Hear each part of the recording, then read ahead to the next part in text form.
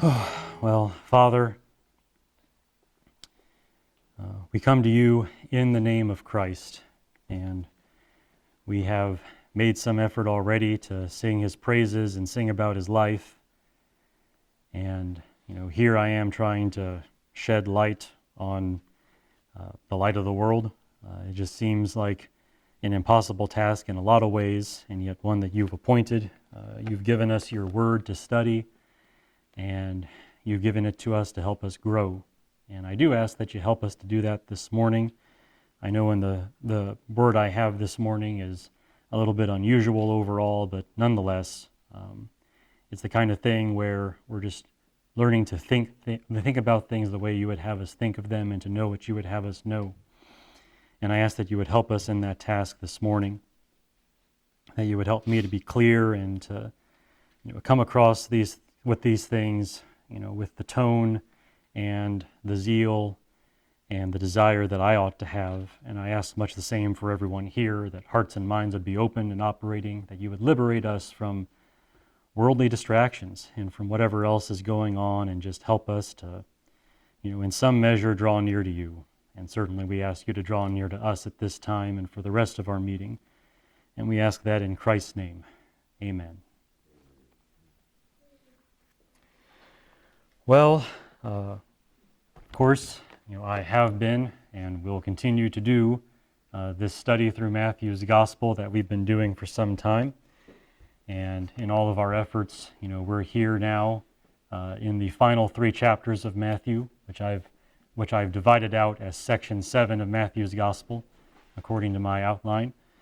And this is, of course, the section of Matthew where we're getting to the real center of the gospel, the very substance of the gospel, because we're dealing with the final events of Jesus' ministry and his resurrection and all those things which God was intending to do and which we look back upon, as our salvation. And as I've summarized it in these sentences I like to give you as summaries, we see Jesus with sovereign humility is murdered on the cross for the forgiveness of our sins and is resurrected in victory to inherit God's kingdom. And as we continue this section of Matthew in this study, we've come to a portion that I have marked out as being intended for the vindication of Jesus after his humiliating arrest and trial, because we've seen him very badly treated by the Jerusalem authorities and condemned as a criminal.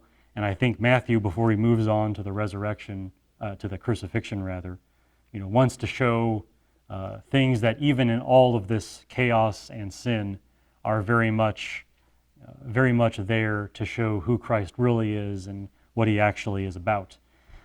So vindication, of course, just meaning we're talking about showing his innocence, showing his righteousness, even though he has been just condemned as a criminal. So this is very much balancing out, the way that the world treated him by letting some of his light shine through, I guess you could say. And we've already studied how Jesus was vindicated somewhat through Peter's denials, Judas's remorse, and also the conduct of the priests and elders as they were dealing with Judas in all of this. So he's shown us several things already which are meant to get you, the interested and open-minded reader, thinking correctly about Christ. So at this time we can then move forward to see how another person very subtly vindicates Jesus before his death, and that is the Roman governor of Judea and Samaria, whose name is Pontius Pilate. Someone who woke up that morning not at all intending to do anything that would go down in history, but has most certainly done so. Let's read the passage for today. This is Matthew 27, verses 11 through 25. It is Matthew 27, verses 11 through 25 is what I plan to be reading. So again, Matthew 27, starting in verse 11. Now Jesus stood before the governor, and the governor questioned him, saying, "Are you the king of the Jews?" And Jesus said to him, "You have said it." And while he was being accused by the chief priests and the elders, he did not answer. Then Pilate said to him, "Do you not hear how many things they testify against you?" And he did not answer him with regard to even a single charge. So the governor was quite amazed. Now at the feast, the governor was accustomed to release for the people any one prisoner whom they wanted. And at that time, they were holding a notorious prisoner called Barabbas. So when the people gathered together, Pilate said to them, "Whom do you want me to release for you, Barabbas or Jesus, who is called the Christ?" For he knew that because of envy they had handed him over. While he was sitting on the judgment seat, his wife sent him a message saying, "Have nothing to do with that righteous man, for last night I suffered greatly in a dream because of him." But the chief priests and the elders persuaded the crowds to ask for Barabbas and to put Jesus to death. But the governor said to them, "Which of the two do you want me to release for you?" And they said, "Barabbas." Pilate said to them, "Then what shall I do with Jesus, who is called Christ?" They all said, "Crucify him." And he said, "Why? What evil has he done?"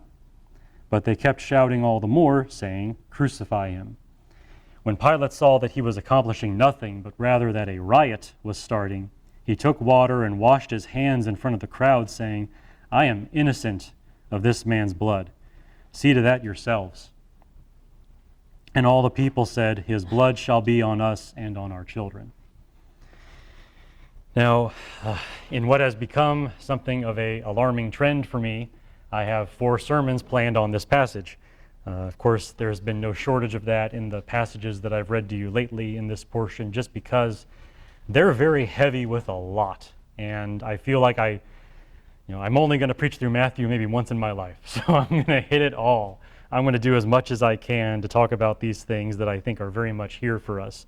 Today I've decided that I really want to do a study of the man himself, and that is Pontius Pilate, someone who gets attention, for better or worse, but who maybe doesn't get all the attention that we might give him, to be honest with you.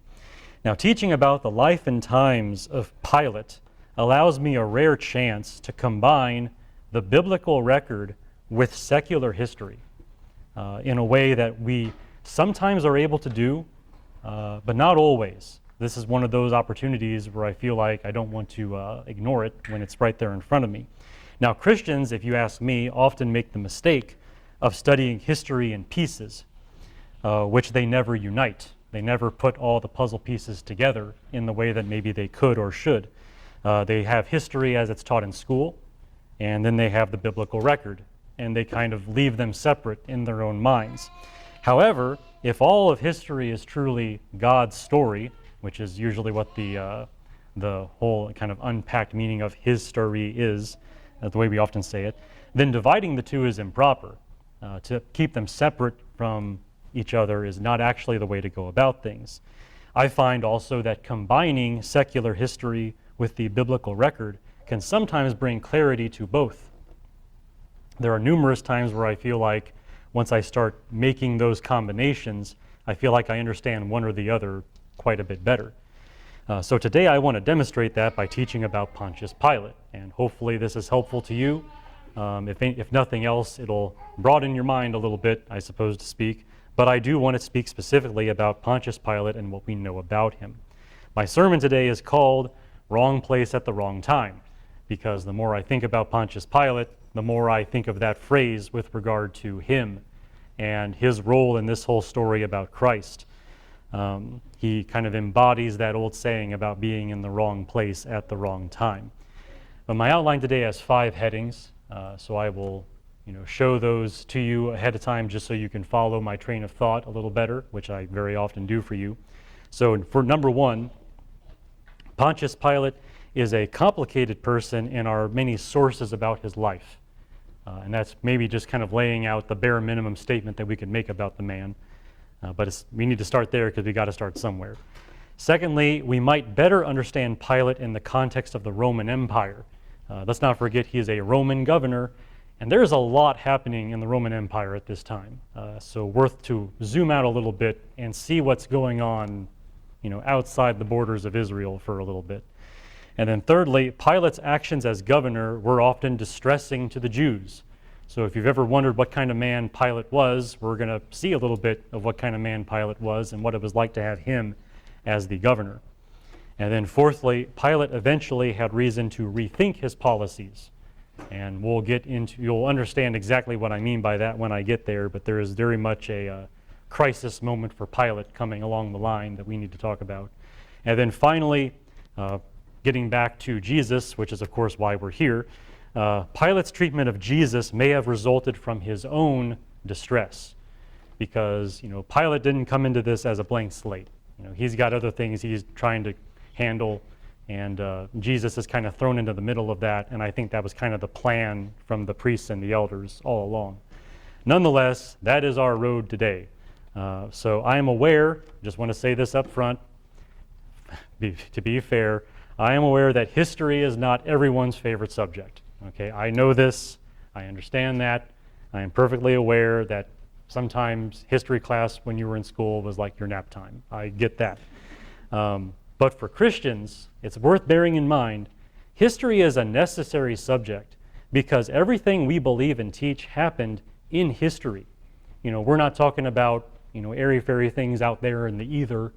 We're talking about a flesh and blood man named Jesus, who was God's son, who walked on this earth and did things in time. And we're all looking back to that. And everything that happened in history before that was gearing up for that. And everything that has happened since is the consequence of that. So we are historical in our persuasion, I guess you could say. The very air of our whole faith is a history-based faith. So hopefully I can justify a little bit more of that by talking about all this stuff with Pilate. And you know what? If it's not that interesting to you, well, anyway, it's interesting for me. So there you go. I was glad to do it. I'm sure someone out there will see the point of all this by the time we're done with it. But here we go nonetheless, off into our efforts. Well, we have to begin, of course, with the chief conflict of today, the thing that it kind of drives a lot of why and how we talk about Pontius Pilate, the governor there in Jerusalem at this time. Pilate was a complicated person, and we can see that in actually several sources that we have about him. We actually know quite a bit, and you may be surprised to hear that. It's not always the case, again, as we're studying the Bible, where we can actually go to other sources to learn about the same kind of things. But we actually have a good amount of knowledge about Pilate from various people who lived at that time. And it's kind of a surprising thing, but it is there. So one source is a Jewish writer named Philo, who was mostly a philosopher, but who might be called also something of a Jewish activist. I call him that because he was usually very loud and very outspoken in his complaints about how Jews were being treated, and a lot of his career was very much framed around that. So there's source number one, a guy named Philo. The second source is one that I think many of you will recall, because I've mentioned him many times by now, the Jewish historian Josephus, who I have mentioned him several times in different contexts talking about these things. So he has stuff to say about Pontius Pilate. And of course we have all four Gospels, all of whom mention Pilate. And as I come to the end of Matthew here, I've pointed out to you the times where all four Gospels kind of come together and say the same thing in much the same way. Pilate's there in all four of them, so that's also significant. Now, on the one hand, that is quite a few sources for the life and times of a man who lived back then. This is 2,000 years ago. There's plenty of people who lived, and we kind of know that they lived, or we suspect that they lived, but we know nothing about them. But we have a lot of knowledge about Pilate, comparatively speaking. On the other hand, these different sources do raise a fundamental tension, which has troubled many historians and students of Scripture.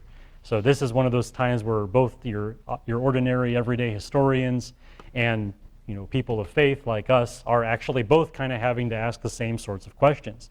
The trouble is our different sources about Pilate portray him somewhat differently. He's kind of a different kind of man, depending on who you ask, which maybe is not that surprising, but nonetheless it is true. Philo straight up describes Pilate as a vicious, immoral tyrant. Okay? No good redeeming qualities of Pontius Pilate, according to Philo. Meanwhile, Josephus often records many of the same kinds of events that Philo records, but without the strong condemnations of Pilate's character.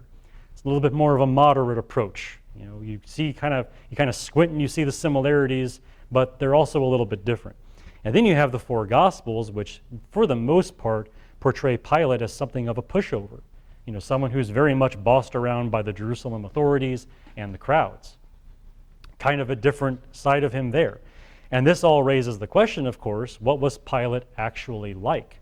I mean, if you knew someone, if you heard of someone, let's put it that way, and different people that you knew describe this person in completely different ways, you're not going to know what to actually make of this person when you actually meet him. And that's kind of the air that surrounds Pontius Pilate as we get into this sort of thing. Now, although we can see a great contrast in the various portrayals of Pilate, and by the way, I will give you the details. We're gearing up for that. I will give you more, but just kind of laying it out there on the table right now, this is the fundamental tension. Different sources talk about him different ways.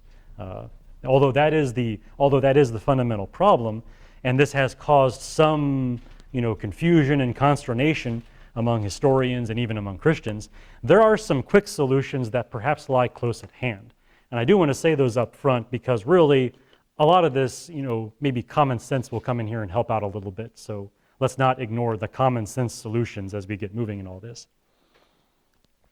First of all, it's worth mentioning that the Gospels, our four Gospels, are not too far off from how Josephus and Philo describe Pilate. Not entirely. It's true that when you get to the trial of Jesus, he does seem to be a little bit of a pushover, but that's not everything that the Gospels say about him. Luke mentions an incident which sounds very similar to such things that we're going to hear about from Philo and Josephus about the career of Pontius Pilate. And we'll read about those later, but for now, maybe to start with the familiar, Luke has this. This is, you don't have to go there if you don't want to, but it's Luke 13, verses 1 through 3. Just kind of a throwaway statement, but Pilate is here.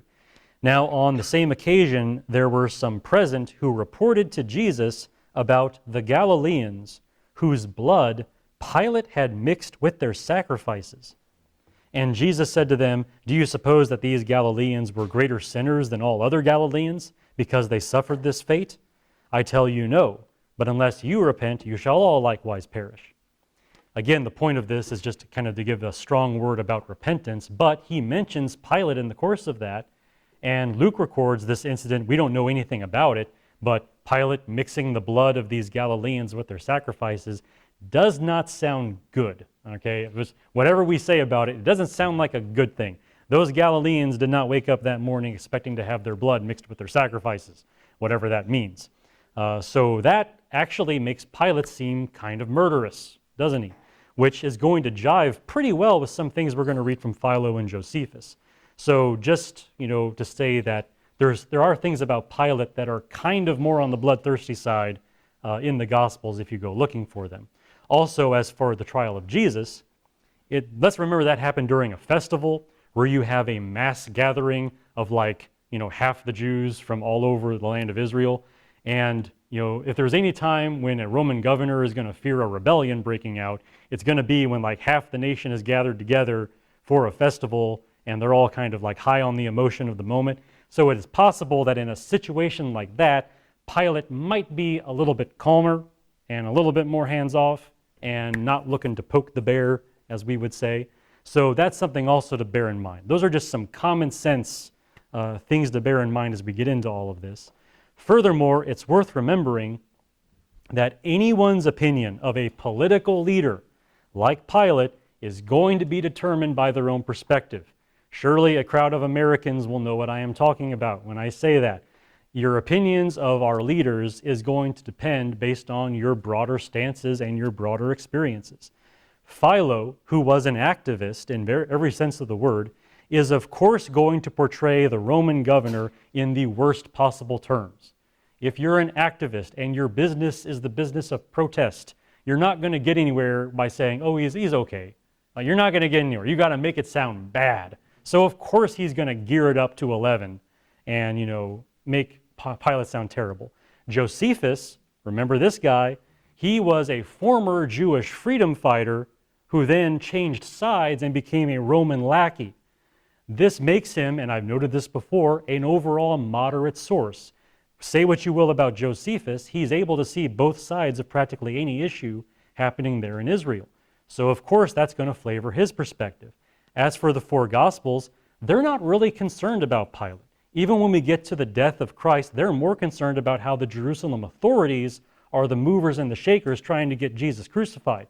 Pilate's just there. He's just the guy that happened to be there in charge at the time.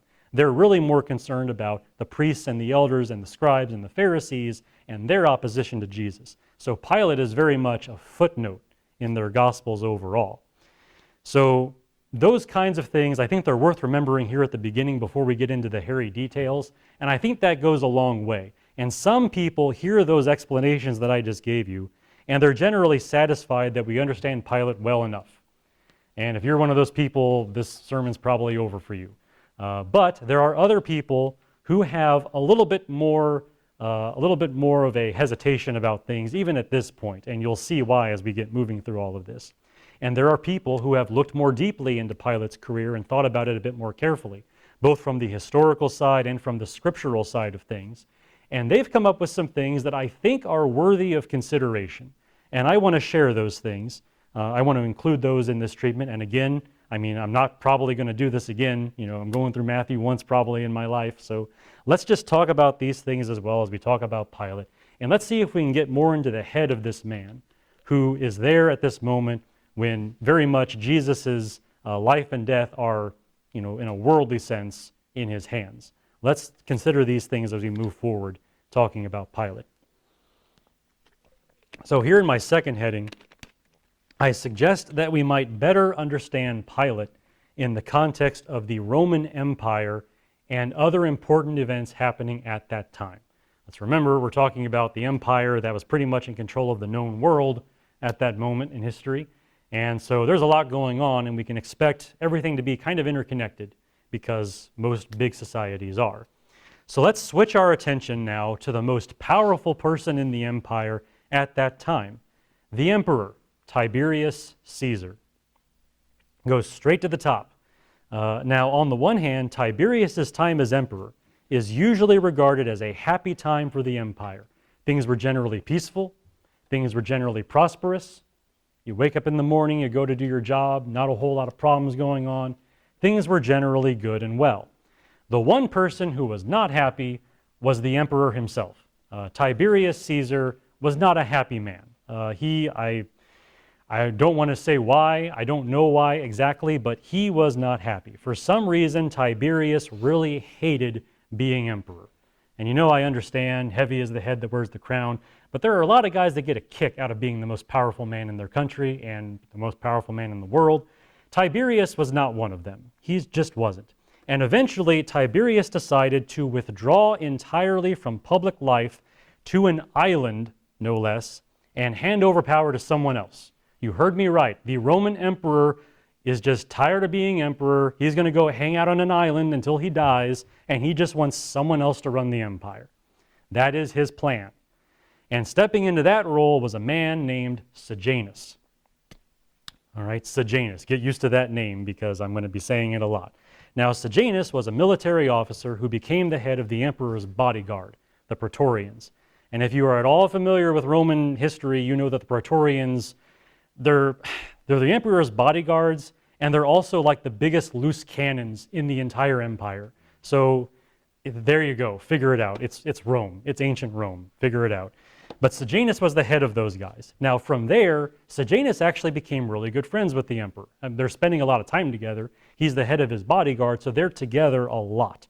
And when Tiberius decided he wanted to retire to the island, Sejanus decided to be a really good friend and told him he would be happy to rule the empire in the name of the empire for as long as the emperor wants.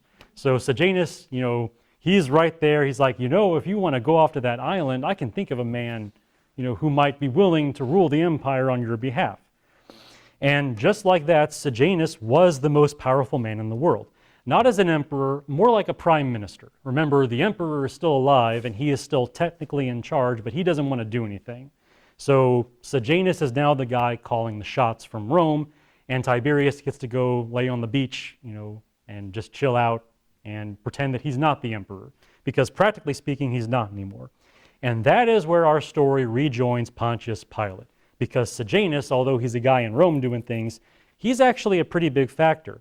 Since Sejanus was now ruling the empire, he is in charge of appointing governors, because the emperor always did that. For the more far-flung provinces of the empire, like where Israel was, usually the emperor is in direct charge of appointing the governors out there, and that now falls to Sejanus. And Sejanus was the man who appointed Pilate to his governorship. The dating of all of this lines up and proves that. Sejanus assumed power in the year 26. Pilate became governor either at the end of that year or the beginning of next.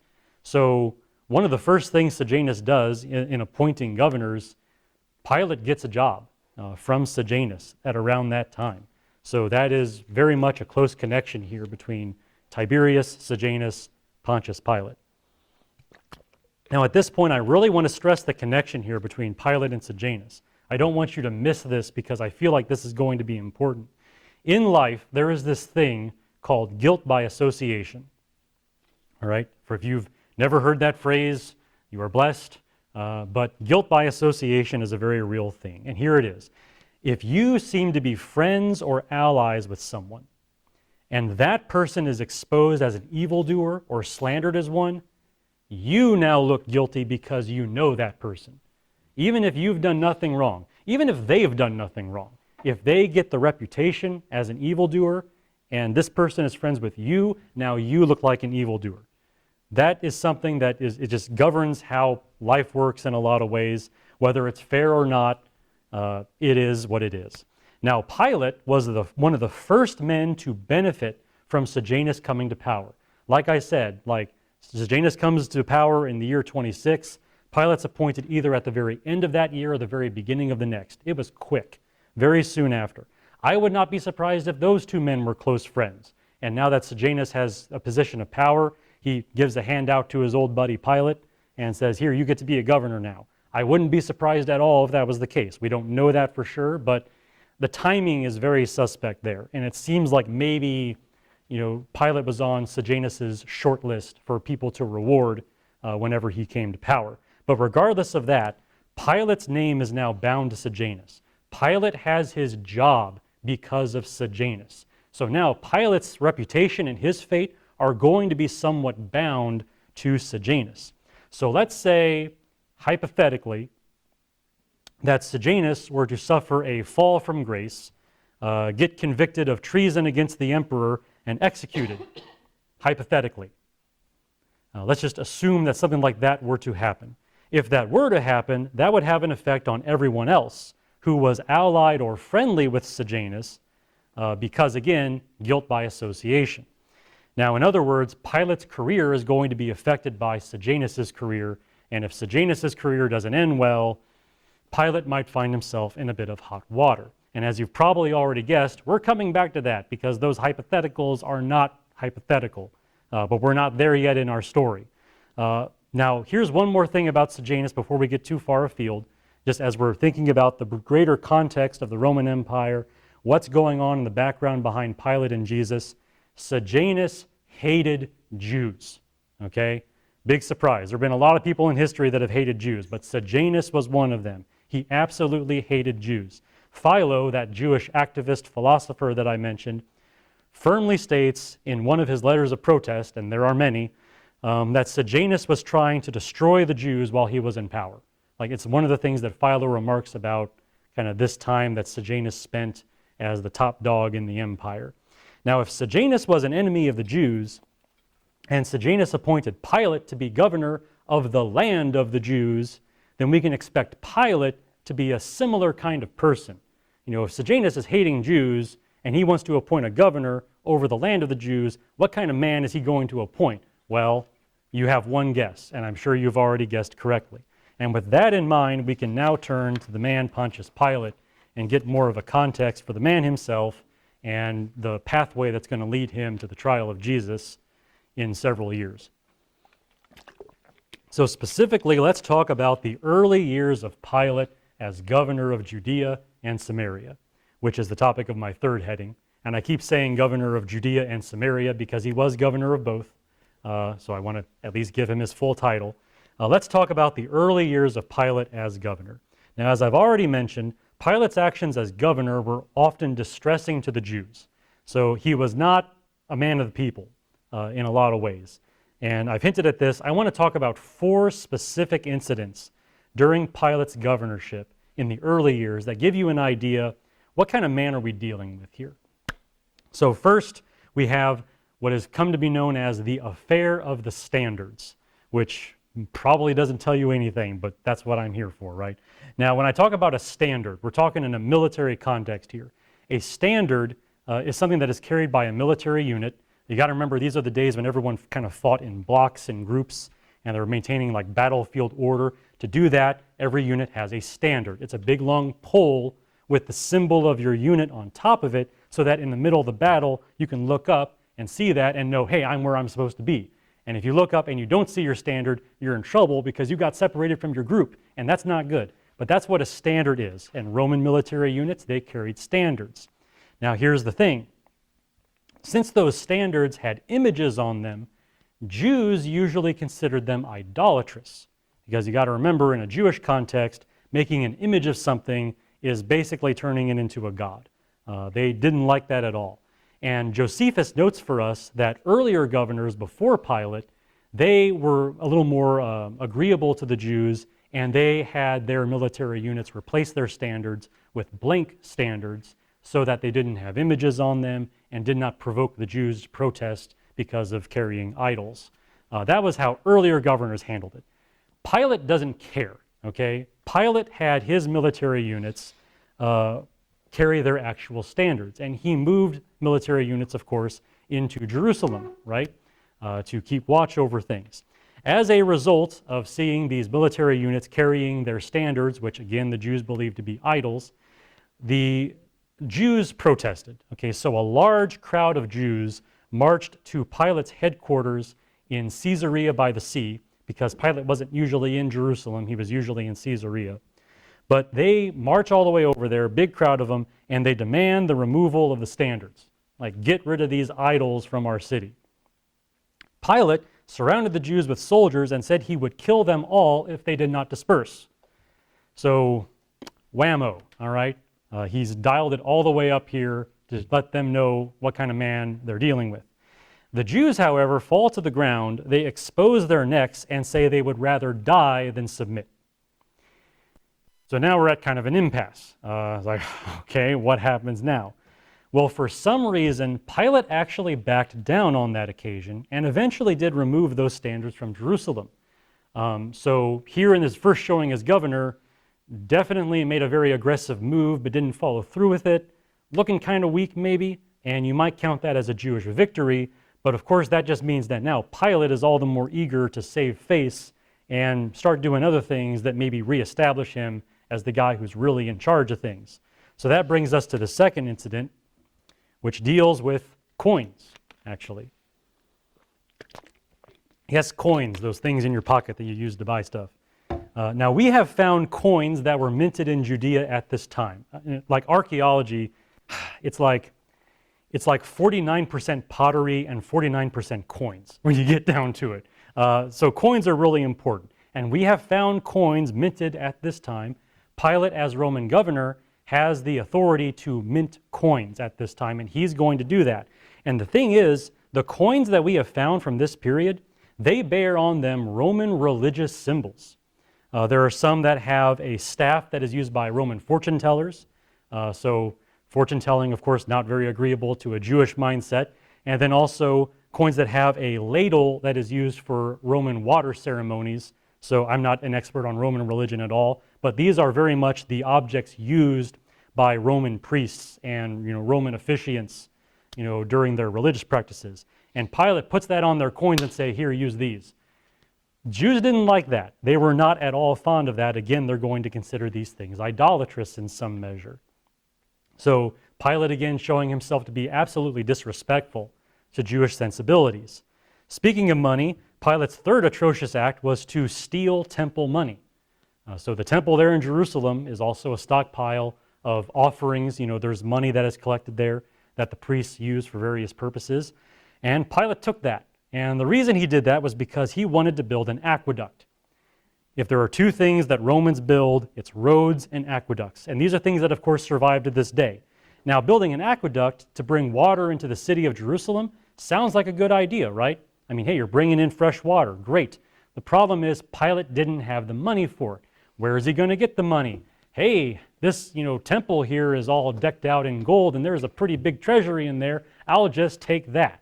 So he did. He took that money and was going to use it to build an aqueduct. Guess what? The Jews protested that as well. Now this time, Pilate commanded people, whenever the Jews were assembling there in Jerusalem to protest him, this time Josephus notes that Pilate did command his soldiers to arm themselves with clubs rather than swords, which seems to imply that maybe there was some effort on Pilate's part to not just kill a bunch of Jews.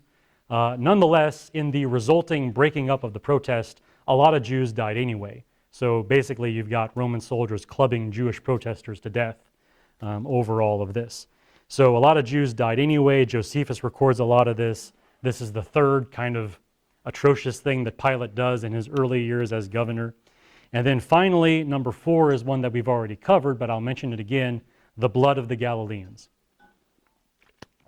Again, this is Luke chapter 13, verses 1 through 3, where these people come to Jesus and ask him about these Galileans whose blood was mingled with their sacrifices by Pilate. And, Jesus gives his word of exhortation about the importance of repentance. Again, we don't know anything more about that, but it kind of falls in line with these other things that Pilate was doing during his early years as governor of the Jews. So all that, you can see now, having gone through some of those details, you can see now how some people have a hard time understanding Pilate's conduct during the trial of Jesus, right? Because it does seem like kind of a different guy. Pilate's actions as governor was often distressing to the Jews in ways that led to death. So why does Pilate seem like such a pushover there during the trial of Jesus? It does seem like kind of a mismatch. Well, to understand that, or at least as some people have tried to understand that, let's look again at Sejanus and things happening with him. So let's zoom out again, away from Israel. Let's go back and see how Sejanus is doing as prime minister of the Roman Empire while the emperor is chilling out on his island. Well, events concerning Sejanus would soon give Pilate reason to rethink his policies as the governor of Judea and Samaria, which is what I'm going to talk to you about here in my 4th heading for today. So going back to Sejanus, seeing how he's doing and how that's going to have an effect on Pilate. Now, the first warning sign with Sejanus was Sejanus going mad with power. So as you can imagine, right, how could this possibly go well? In about the year 29, so about 3 years after he assumes, kind of headship over the Roman Empire in the name of the emperor, he began a very oppressive policy. So he starts really doing things that made a lot of people angry. Sejanus began a series of purge trials of senators and wealthy people in Rome, removing those capable of opposing him and adding their fortunes to his own treasury, of course. So this is basically where you use your power to charge people with crimes that they probably did not commit so that you can execute them and take their stuff. And you've also got people that could have opposed you out of the way, and you have their money. Hey, it all works well for Sejanus, of course. And he was doing that kind of thing. Even people related to Emperor Tiberius were targeted by this policy. And you have to ask, man, what are you thinking? It's like, I know he's on an island out there, but do you really think he's not going to care about that if you're actually targeting his relatives now? Bear in mind, the emperor is still alive. Yeah, he's still on his island, but if Tiberius finds out about this, and if he wakes up one morning with more energy than usual, he might actually decide to do something about it. So Sejanus, he's really setting himself up for a problem here. Now, I think these events in themselves, if we just stopped there, might have been very disturbing to Pilate. Because in everything that we have about Pilate, we don't get the idea that he's an idiot. He might be oppressive, but he's not stupid. So far, Pilate could rule comfortably, knowing that his hardline policies against the Jews were supported by Sejanus, who did not like Jews, right? Sejanus is the guy in power. I'm in power over the land of the Jews. I can do whatever I want because Sejanus doesn't care about Jews. So far, Pilate can be comfortable in that. But Pilate would soon realize that Sejanus was making his own rule very unstable, angering the wealthy and powerful people of Rome and risking the fierce retaliation of the emperor. News travels, and Pilate undoubtedly heard about all this, and I feel like he probably got pretty uncomfortable at around that time. Due to this instability, it is possible that Pilate began rethinking how to handle his governorship of Judea and Samaria.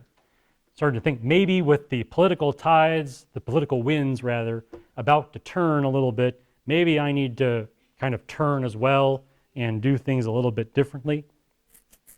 Perhaps it might be better to rule less like Sejanus, who hated Jews, and more like Tiberius, who had usually shown favor to the Jews and actually had their loyalty. And that is an interesting twist to this story because Philo, again we're going to Philo on this, he actually notes that when Tiberius was actually in control of his own empire, that Tiberius actually was relatively favorable toward the Jews, and the Jews actually were very much pro-Tiberius in a lot of ways. And with the prospect maybe of Sejanus falling out of power and Tiberius coming back more into the picture, maybe Pilate would see this and think to himself, you know, maybe I need to ask what Tiberius would do as governor of the Jews and not what Sejanus would do, just in case Tiberius comes back and my stability here with Sejanus is threatened. Maybe I need to start, thinking about the future a little bit more. And on that note, we need to ask a question. When are we in history exactly? Again, this is kind of a history class right now, so we've got to throw in the dates here. Where are we in history? Well, Sejanus turned into a paranoid tyrant in around the year 29, okay? How soon after that was Jesus crucified? That's a very good question. We don't know entirely for sure. People who try to date the death and resurrection of Jesus usually come down to 2 years, the year AD 30 and the year AD 33. The reason they come to those years, just so you know, is because Passover fell on a Friday on both of those years, which is what we see in the Gospel of John. Because he's crucified on Friday, rises from the dead on Sunday. That's the pattern we got to follow. And Passover in those 2 years matches that. Choosing between the two is usually done based on other considerations. Now, I myself can say this much. If Pilate was growing worried about Sejanus and the possible wrath of the emperor in AD 29, then Pilate may have had a more humble and agreeable attitude as governor by the year 30. One of the possible years in which Jesus is brought before him for trial. And maybe in that year we would see a little bit of a softer Pontius Pilate. Perhaps all of this is the answer we need, even if we went no further. Of course, I have more to say, but if we did go no further, this might actually give us an explanation here. One day during Passover, Pilate's in Jerusalem trying to keep the peace during this festival. The leaders of Jerusalem bring him this carpenter called Jesus, clearly trying to do away with a rival out of envy. We see in Matthew's gospel that Pilate knows exactly what's going on here. He knows the Jerusalem authorities are just jealous of this guy and they're trying to get him killed off. Pilate knows that. Again, Pilate's not a moron. He may be very angry and doesn't like Jews very much, but he's not stupid. He knows what's going on. Now, a year before this, Pilate may have told the Jerusalem authorities to leave him alone and not bother him with trifles. Because again, Pilate in his natural state doesn't really care about Jews very much. But then Pilate may have said to himself, if Tiberius is possibly soon going to be taking action against Sejanus and the whole, rootings of the empire are going to change, maybe I need to handle this a little bit differently and not just tell these Jews to go away and leave me alone. Maybe I need to be a little more agreeable. Maybe I need to hear their request. Maybe I need to do what they say and what the crowds say. Maybe I need to just kill off Jesus and, earn another year of peace and, not rile up the Jews to another riot and a protest so I don't have to answer to the emperor if the emperor comes back from his island and starts dealing with me in person. That could be it. If that's where we are in our timeline right now, that could be the explanation we need for why Pilate might be a little bit different at the trial of Jesus than he is in his earlier years, where he's just being very oppressive and very violent and not very supportive of Jewish practices and all that kind of thing. That could be all we need to say. And all of that is as good as far as it goes. But you have another question here, right? What if Jesus was actually crucified a little bit later, the year AD 33? What if this extends out for a few more years? What do we say then? Well, in that case, we can say even more. In that case, Pilate's treatment of Jesus may have resulted from his own very real distress. because so far we've treated this as hypothetical. The emperor might be dealing with Sejanus. Pilate's world as he knew it might be tumbling down, but not certainly. But if we go on a few more years, things are different. They are certainly different. And you have probably already seen where this is going, but yes, Sejanus was eventually removed by the emperor. Turns out when you go mad with power and start persecuting people, including the emperor's relatives, that doesn't go very well. In year 31, Tiberius sent letters to Rome appointing a new prime minister and giving orders for what to do with Sejanus. There's all kinds of drama associated with that, but we don't need to talk about that right now. The point is, the emperor decides to replace Sejanus. Sejanus was found guilty of treason and executed. Sejanus' family was also executed, making a clean sweep of things, just get rid of all of them, including his young children. Again, there's a lot of drama associated with that, but we don't have the time to talk about all of that. The point is, this is like heavy-handed emperor coming down, wrath of the emperor on Sejanus and his family.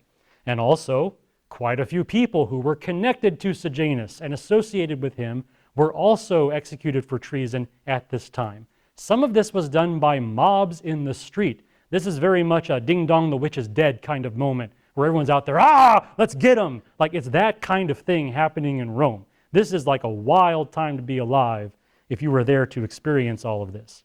Now, as for the Jews, Philo also tells us that when Tiberius got rid of Sejanus and started restoring order to things, he actually sent out letters to every governor in the empire, like Pontius Pilate, telling them to restore policies of toleration toward the Jews. Okay, so there is an empire-wide edict from the emperor, one of the few things he's done in the past several years, telling all the governors to, hey, treat the Jews better than you've been treating them under Sejanus. And Pilate, who is governor of the land of the Jews, had not been doing that, during his time as governor at all. Based on all of that, Pilate is going to feel threatened. He is going to feel like he is on thin ice. He might be allowed to continue on as governor, and that might be fine, but at the same time, the way that he got his governorship has now collapsed. Sejanus is gone, the emperor is doing stuff. The winds have changed. The winds have changed, and he needs to change with them. Now, on the one hand, he's miles away from Rome. He is governing a province that most people don't really care about. The land of the Jews was kind of a backwater province in that day. No one really cared. So Pilate might feel like he can escape the heaviest wrath that could be, but at the same time, he's not going to take any chances. He's going to do things a little bit differently than he's been doing them in the past because he does not want to die. He does not want to get executed as a friend of Sejanus. He doesn't want any of that. So, as we might expect, Pilate sought to endear himself to the emperor at this time. And here we can delve into some more of our sources and see some of the things that Pilate was doing at this time to make sure he was in the emperor's good graces. They didn't all go so well. One of them went especially bad, for that matter, but let's talk about two of them. First of all, we have found a building constructed by Pilate in this time, and we know that because Pilate's name is on the cornerstone. So he is the guy who commissioned the building of this building. And this building that he built was a temple in Caesarea dedicated to Tiberius. So it's like, hey, Emperor, I built you this temple here in the city. It's yours. It's got your name on it now. Isn't that wonderful? It's so you can see him kind of we're definitely doing the whole sucking up kind of thing to the emperor. And then he did something else. And this is another incident that we have recorded to us by Philo. So Pilate had some golden shields. Okay, so shields like the things you carry in battle to protect yourself. He had some golden shields made with an inscription on them honoring Emperor Tiberius. Okay, and had these placed in Jerusalem. So you've got this display of this kind of I guess it was a typical thing for them back then. I don't even know. But you've got these golden shields made in the honor of the emperor. But you have to remember you're dealing with Jews. And they have all these religious sensibilities. And the emperor was in some measure considered to be a god. So here you've got Pilate making these golden shields, inscribed to the emperor's honor, displayed in Jerusalem. A lot of Jews viewed them to be, here we go again, idols. Okay, they viewed these as religiously inappropriate for the holy city of Jerusalem. They come to Pilate asking him to remove the shields. And now he has a problem. Because if he condescends to the Jews and does this for them, it looks like he's dishonoring the emperor by removing a monument to the emperor.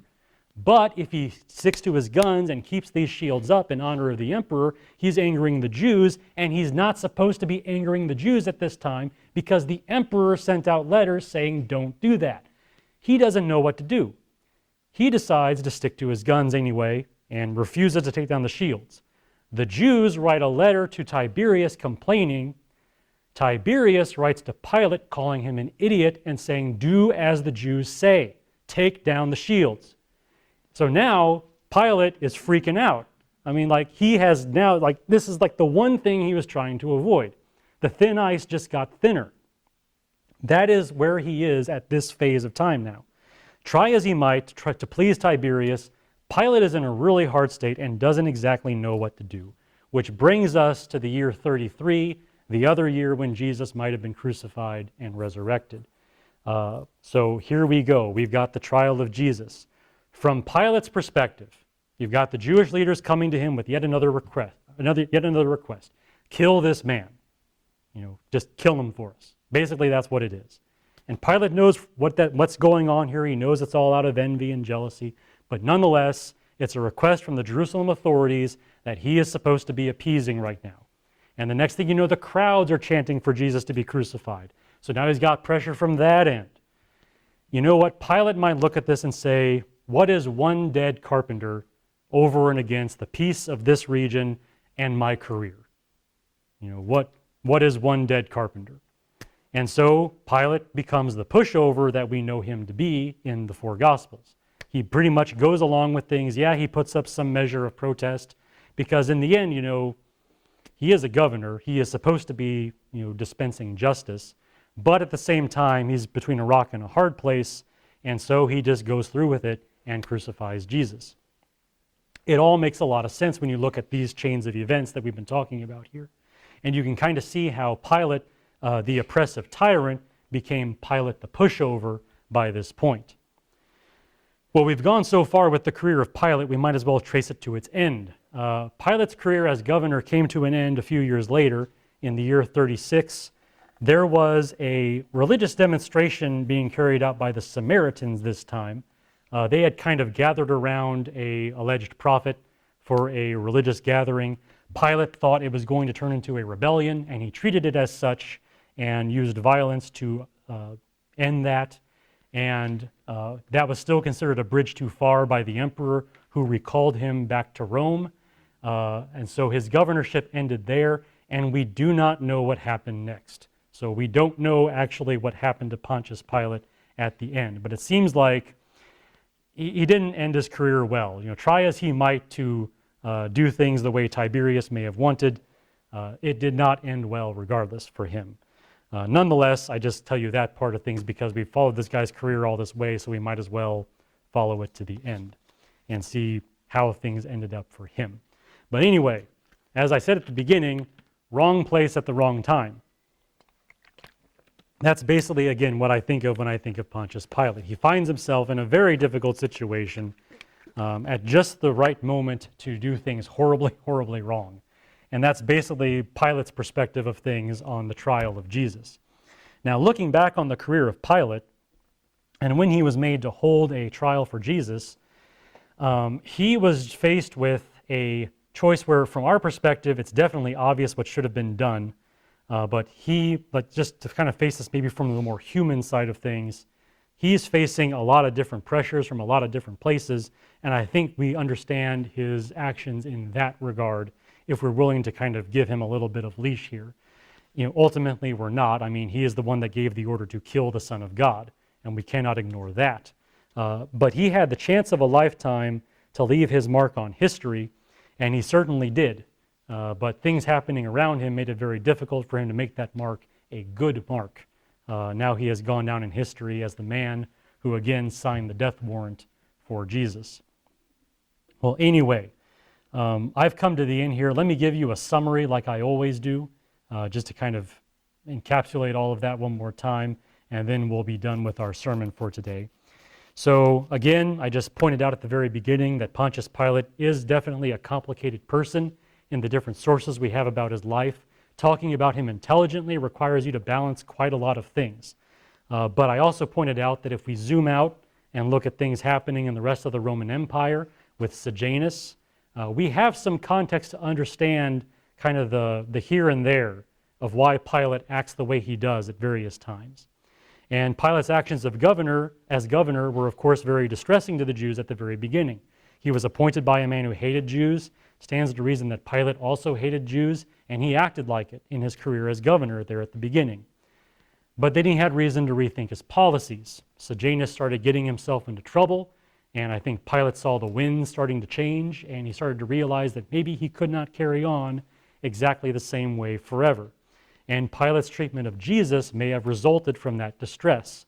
When Sejanus was replaced and executed, and Pilate was very much told how he should govern the Jews, he very much is taking that into account when the Jewish authorities come to him and say, hey, crucify Jesus for us, and he goes along with it. Now, for some of you, again, this is probably over at point one. Again, maybe you didn't really get into all the history, and maybe the explanations I gave at the very beginning were sufficient for you. That said, I will say this, some Christians have found this very, very helpful to consider. There are some Christians who maybe more from a apologetic standpoint, or even just trying to better understand the Bible, they have found this useful. And in case you are maybe one of them, I didn't want to rob you of the chance to maybe learn a little something that might actually be helpful to you. So for that reason, I wanted to review all of this with you. Next time, we will be back, let's see here, Chad is teaching next Sunday, coming up here in a week from now, but the next time I teach, I will be thoroughly back in the passage and we will consider the actual account of Jesus' trial before Pilate in the actual Bible, and we'll begin working through that. Again, I've got 3 other sermons on this, so there's a lot to unpack there, but we will deal with that in all of its twists and turns the next time I preach and the next several times I preach.